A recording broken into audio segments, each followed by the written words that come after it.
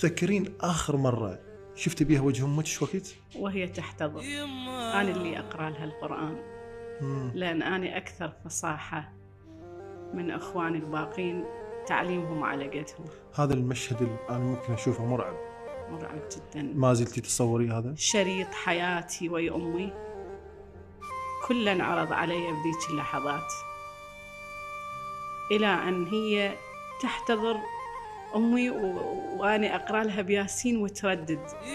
الله.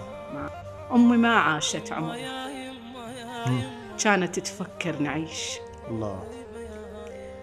أمي ما عاشت عمرها، كانت تفكر نعيش. عبرت الشط بحملنا ولاكو شلها ولاكو قيش، والحمل حدى بظهرها وهي تحلف والله ريش والله ريش. واحنا ما ندري بتعبها وما سألنا وما ادري ليش.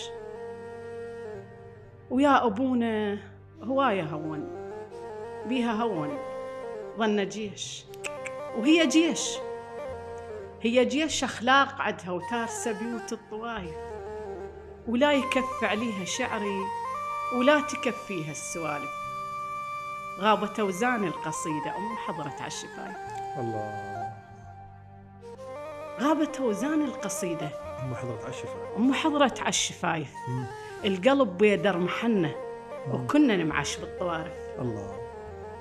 الله. يشهد العنبر عليها وتشهد نقاض المخالف.